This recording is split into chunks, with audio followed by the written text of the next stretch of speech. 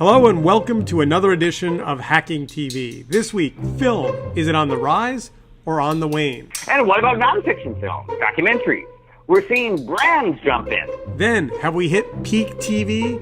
Is there too much of a good thing or not enough? And finally, bots.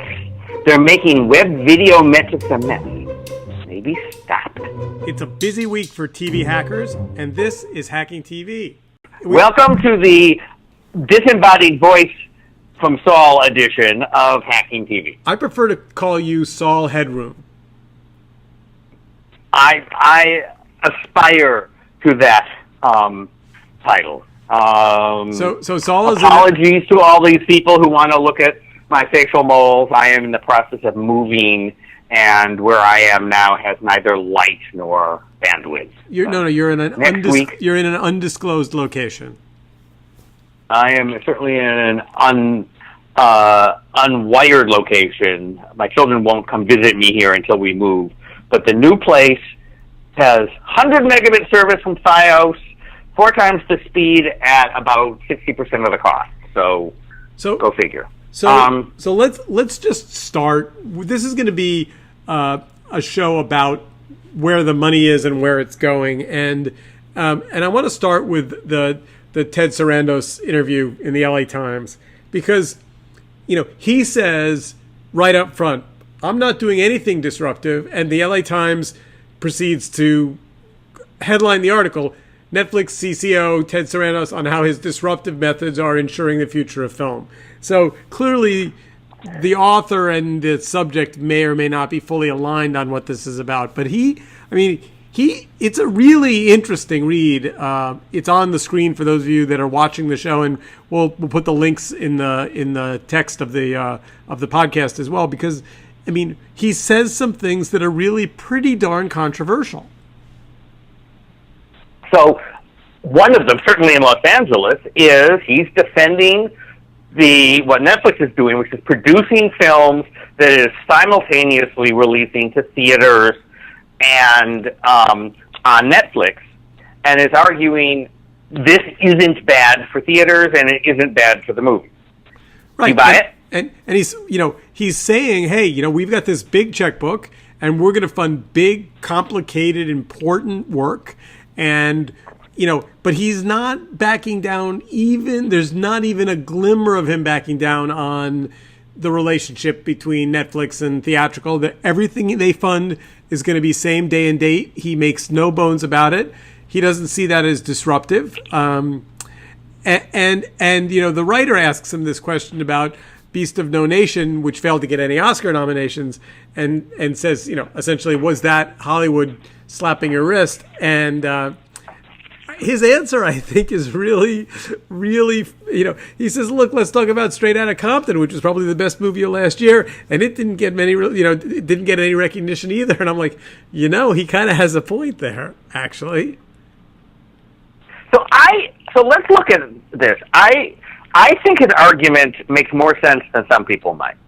So the argument he makes is that if you look at the radius of the way theaters work, right? Theaters are a great experience sometimes, right? We all know that sometimes you want to go to the movies, to get out of the house, to have the big screen, to have the popcorn, to be able to hold your date's hands but not have her back at your house, whatever it is, right? So movies are good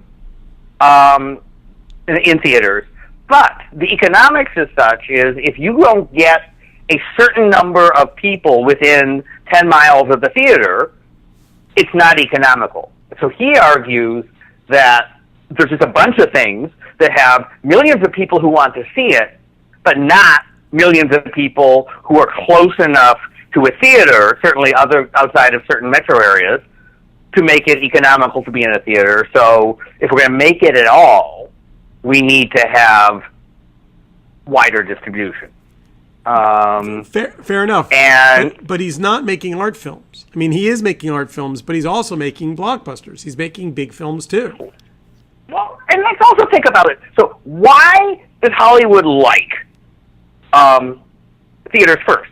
The reason is price windows, right? So if you can get people to pay $12 a head to go see it, plus a share of the popcorn and all the other economics that goes into it. You make the most money. So the idea is the people for whom it is worth the most will pay you first, and then the people for whom it's worth the second most, who buy it on HBO or DVD, right? I mean, they basically have things in order so that they maximize the dollars, because the producers are just interested in dollars from each of these a la carte things because they sell them. Netflix, and that's been good for the industry, so it's good for actors and writers and producers. But think about it. Netflix has HBO economics. It doesn't need to make money on each individual movie. It just needs to make everybody in the universe realize that there is something cool on Netflix and they have to pay the $10 a month. And because their economics is different, they can afford to pay differently, and it shouldn't be bad for anybody else in the food chain, unless if you're Paramount and you can't make as much money on stuff as Netflix can because you don't own a subscription service. But otherwise, I think it's good for everybody. You're not sure? Look, I mean, I think that, again, this is part of the whole theme of the show today. The nature of content creation and distribution and who pays who and how much people get paid is changing. And let's just shift over to the second story, which is an interesting one. This is a story in the New York Times about the upcoming VidCon event, and we talked last year a lot about VidCon. I was a speaker last year, and VidCon was a bubbling under, unknown, about to hit the big time fan fest for YouTube creators. And this year, all the big Hollywood guys are showing up and backing up a truck. And the organizers of VidCon essentially say, well, we kind of don't have a choice. They're coming, so we might as well, invite them in. So they're saying that, this year, new exhibitors are going to include 20th Century Fox, Warner Brothers, Universal Pictures, and they're all going to do big movie premieres to get the YouTube fan base fired up about their big Hollywood movies. I see this as completely different from what Netflix is doing, because Netflix knows what business it's in, right? The Hollywood studios know what business they're in, right? We talked about that, how theater distribution works and windowing and whatever, but they're feeling like they're not getting something important, and so they, we've talked about this every week. Hollywood tries to do something to get into web video. Hollywood tries to do, to get hit with stuff, and it's like they're mixing apples and oranges. YouTube, right? It's Hank Green, and there's all this bottom-up human connection content that is not about Hollywood, that is a great thing, and it's a new thing. And meanwhile, and we're going to get to this when we hit the New York Magazine article too, you've got this golden age of Hollywood-style production. That's what the studios know how to do. They should stop. My advice to 20th Century Fox, don't go to VidCon. Just take Ted Sarandos out to lunch twice as often. It's a better business model for you. Different movies. So here's a quote from the article. The VidCon audience, which tends to be more female than male, is one that advertisers are finding more and more difficult to reach through traditional marketing channels, said Brett Weinstein, head of digital media at United Talent Agency, which handles VidCon sponsorships. Television is losing its effect, and millennials and post-millennials consume programming from video-on-demand services. So, the reason they're going there, it's the same reason why robbers rob banks. It's where the money is. The reason they're going to VidCon is because that's where the fans are. That's where the fans are. Well, again, there's a third business, right? So there's the Hollywood movie studio business.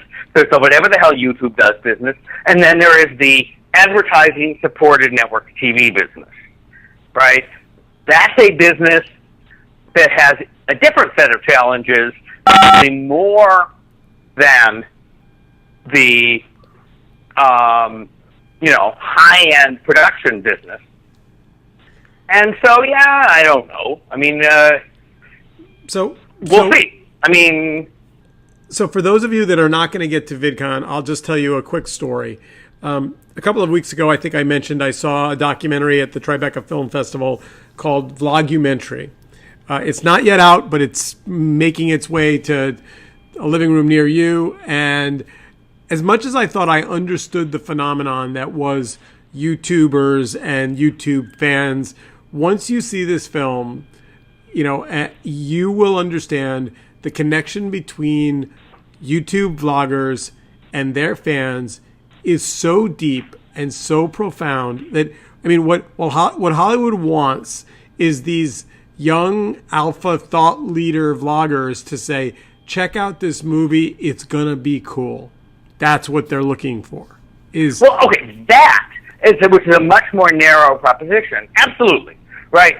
So if Hollywood is saying, we aren't going to be in the business of making vloggers because that's a different thing than we do, but vloggers are, important influencers, and so whatever we make, we want them to like it the way we used to want critics to like it, and all the other ways that we, promote our stuff. That makes sense. Well, that is why. But what, to me, the reason those two stories fit together is you've got, and there's a couple more that we're going to get to in a minute, but you've got the people that make content and the people that drive audiences to content, whether that be VidCon for young people or Ted Sarandos for everybody who's a Netflix subscriber. Both of them are you're feeling the industry not fighting back as much and saying, we get it, things are changing, we're gonna be okay with this, we're gonna embrace the change. And which brings us to that New York Magazine story where the guys on Vulture went and really dived in, and they started with the premise that, hey, we've got more good quality TV being made in movies than ever before. What gives? And they started looking at, well, who's getting the money and what kinds of stuff is getting produced.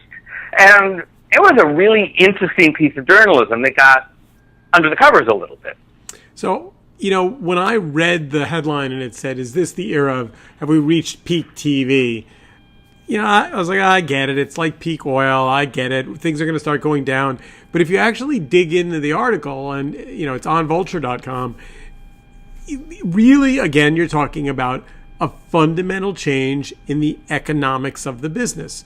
You're talking about, again, Netflix, Amazon, and HBO as the three big players, essentially being able to write enormous checks to stars, to bring them to television. And the line between, a movie star and a quote unquote television star, it used to be if you were a movie star, you didn't want to be, once you went and did TV, you were done. Like that was the decline of your career. And now what you're hearing is, if you read the article, big stars now saying, for $500,000 an episode, sign me up. I'll go do a Netflix series. And was okay for Kevin Spacey. Yeah, so it's the thing that people are talking about. Everybody, if you're in the business of being a star, you want to be in the stuff everybody talks about, right? So people talk about the highly produced series. Here's a little piece of data journalism that someone could go do. If you look at who are the hosts of Saturday Night Live, right? That's a pretty good picture of who's in the public spotlight. I'll bet you that a greater percentage today than 10 years ago were in, these highly produced TV series as compared to movies or other stuff, right? I mean, they had the guy from Game of Thrones on the other day. That's where the action is. So what was interesting? if you read down into the article, though, it's not all good news. In fact, they talk about the glut of sitcoms now, shifting to drama. So less work. There isn't this sucking sound of needing new comics. Also, it seems like writers are getting treated better and getting paid better, and showrunners who've been the big money makers are somewhat on the decline. So it's not all, it's and they also, interestingly enough, talk about the death of the special guest star. So it used to be that was the big money, was you could be a Hollywood, celebrity and swing in and do a couple of special guest star slots, and that was big money, and that appears to be now on the decline. So that's interesting. Because they just want the ensemble cast, and they don't want to have people wandering in. They want the big name above the fold on the whole series, not just on. They don't need the stunt casting anymore, because they can dig into their pockets, and again, this goes back to Ted Sarandos' the ghost of Ted Sarandos is in all of these stories. You've got big money that's able to take bigger bets on edgier. If you told me 18 months ago, 2 years ago, that Mr. Robot was going to be a hit, I would have watched. I did. I watched one episode and I was like, I didn't think it was, and it is an absolute hit, no doubt. And have you seen it? Have you seen it? I have not seen it yet. Would I like it? I don't know. It's a little weird. It's a little weird. It's a little dark. It's a little weird. I like it ish. Do you like it enough to keep watching? I dip in and out of it. It doesn't like The Americans. I watch religiously. But no, Mr. Robot probably doesn't do that for me. But look, what we have right now, right, because we're in this transitional period, right? So you have a bunch of established guys, and then you have a bunch of new folks, right? You have probably more competitors than you will end up with. And so the people on the losing end are trying to stay relevant, and they're putting money into stuff. And right, if you're in TV, right, you only do so many reality shows, and you got to do something else. Oh, which breaks my heart, because I'm so sad to see reality TV go away. I believe it's moving to Washington. But before let's pause on the Vulture article for a minute, because I want to talk about this idea that brands are making documentaries. You kind of wrinkled your nose at that and said they're not really documentaries, and I'm willing to take either side of the argument, but I think you might be right on this one. And you had some examples. Well, look, so there's a piece that said brands are making documentaries, and there are definitely some examples of brands making documentaries, and then there's a bunch more examples of brands making mini documentaries, little, 2, 3, 5-minute things that go on Facebook, but that are nonfiction in the video version of, native content sponsored articles. And look, why would, if I had a brand and I was worried that Primetime TV, which was selling my tissue paper, was going away, right? Why wouldn't I experiment until I figure, and maybe I have to make it, make my own. I mean, it's creepy. So Kleenex has decided that they're all about crying. Pass me the Kleenex. And so they want to make things that make you cry.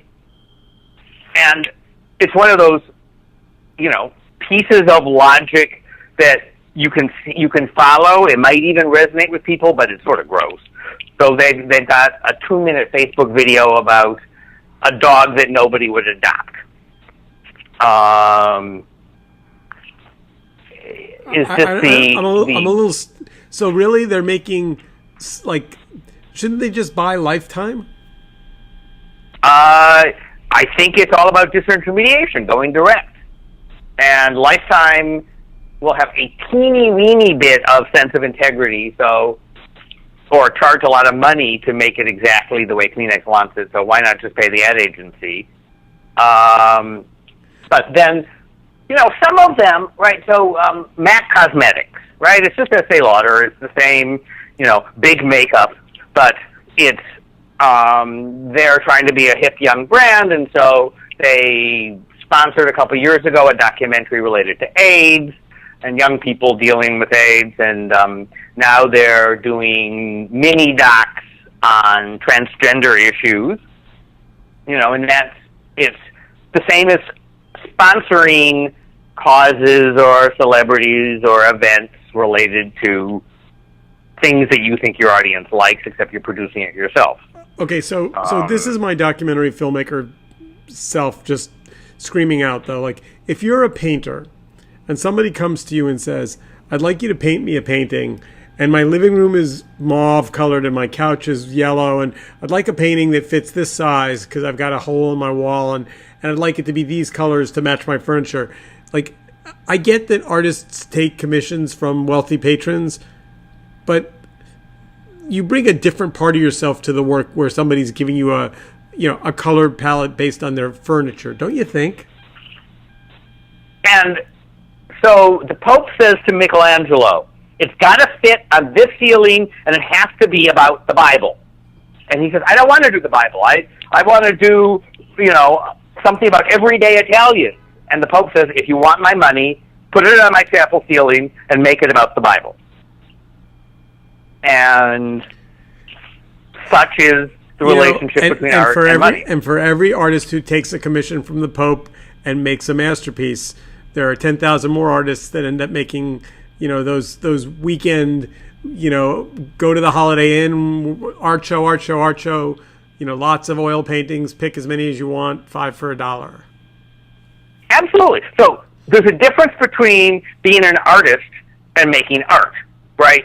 Not all paintings belong at the Met or on the ceiling of the Sistine Chapel, and not all documentaries belong, on the center stage in Sundance. So I think what it comes down to is this, though. So if you're MAC Cosmetics and you hire a reputable filmmaker to make your film, and they make the film they want to make, does it then go through an advertising agency prism in order to be commercially acceptable and not like what's the filter? Who gets final cut is maybe the question. Well, right. I mean, that's there's a whole gradation, right? So when PBS is trying to come up with something to get sponsorship, right, they're trying to create limits. But if they want Exxon, they're not going to say, Exxon, you can come in and re-edit the American Experience or Masterpiece Theater, but if Exxon doesn't like the overall vibe of the thing, they're not going to renew. So that's one way to do it. And, if Exxon just went and produced its own stuff, right, it depends on, how hip are they? So right? They have to realize the more they blanderize it, the less people will want to watch it. So there will be a reinforcement loop that will say, you actually have to make it good unless if you want an audience. But the reason for all of this, the reason for a lot of the changes, the peak TV, the documentaries, all the stuff we've been talking about, really, at least in part, has to do with this last article in Media Post about bots, and really the attack on what has been for really as long as anyone can remember the economics of how television was made and distributed, which was advertising. And advertising is very much under attack. Right. So, and digital advertising, right, has this whole complicated chain of ad tech vendors and traffic providers and all this other stuff that is interconnected. So, if you're Procter & Gamble and you buy a Tide ad on CBS, right, there's a limited number of players. Now, you don't really know how many people watch it, but you sort of know where it's going, and you know what Nielsen does, and you have some clue as to what's going on. If I put a Tide video thing into some web video that is distributed on a zillion sites through embeddable players that get their traffic from God knows where, guess what? There is a cesspool of shady characters that are trying to make it look like a lot more people are watching that video than really are watching that video, and there's a lot less accountability. So I was at a conference last week called DMS, Digital Media Summit, which is run by Luma Partners, and my friend Terry Kawaja was on stage presenting, and there was a list of the various issues facing advertising on the web today, and I'm not going to lie, it was a little gloomy. I mean, so for example, here's a phrase that some of our listeners probably know and some don't: viewability. Viewability means what is viewability? Yes. When an ad plays, can people see it? And I guess what had been happening is that more and more video ads were being set to autoplay below the fold, so that you would open a screen up and maybe you'd hear the noise, or maybe it would play silently, but that ad was being played, it was being registered as a play, not only was not someone not seeing it, but they couldn't see it because it was below the scroll bar of their screen. And it's interesting. Facebook a ways back, like at the beginning of the year, canceled a plan to build a ad exchange, which is one of the things that, technologies that help get ads onto websites, saying in their tests, the entire ad exchange business was so filled with fraud that they didn't want to, perpetrate this on clients. A subtle dig, obviously, to Google, which runs the biggest ad exchange around. But so Videology put out a press release saying that they blocked more than 28 billion bot requests, billion with a B, or the equivalent of 553 million in wasted ad spending. So these are robots who scour the web, look for the ad that they've been targeted to go find, and press play on it, even though the request is being made not by a human. So the video plays, it plays above the fold, it plays the way it's supposed to, it registers a view, only no one's seeing it play. It would be the equivalent of a bunch of drones being sent out to living rooms all across America to fly in while you're at work, turn on your TV if you have a Nielsen box, and pick a show to, quote, watch, so that Nielsen registers a view to an empty room. It's flat out fraud. Well, it's an interesting question to some degree. It's fraud because the digital people are making assertions that just isn't happening, right? I mean, if you look at, the reason that even though the newspaper business is doing lousy, the Sunday newspapers still make money because they're big and thick and filled with, glossy ads that people don't read, but people pay for, right? And that's interesting. How many people are in the bathroom when the commercial's on TV, right? There's a lot of ads that aren't seen, but But here's the line. If you're Target and you pay the New York Newsday to deliver your Target flyer, and they print the flyers up, they ship them to your newspaper distribution hub, and they literally throw them in the garbage and send you a bill, that is fraud. If, on the other hand, they put them inside the newspaper, they delivered the newspaper to your house, and then you don't read it, the line is between did you as a maker, as a distributor, make your best effort to get that ad to a human, and then the human chose not to read it or watch it, that's fine. But when you literally take the money and throw the stuff in the garbage, that's fraud. Yep.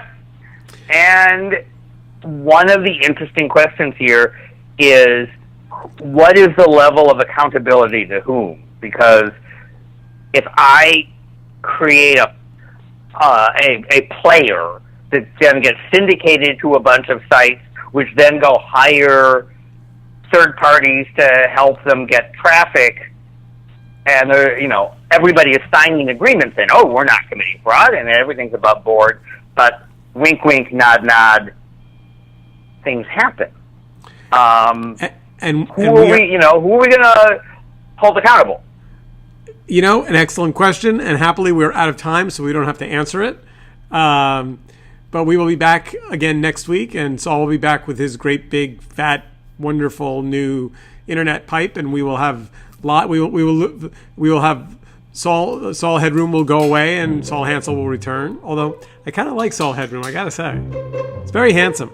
That's a photo that I got taken when I was at TED several years ago, and looks much better than I do in real life. But anyway, I think you look very handsome. And with that, have a good week, and we will see you again next week. And hack on.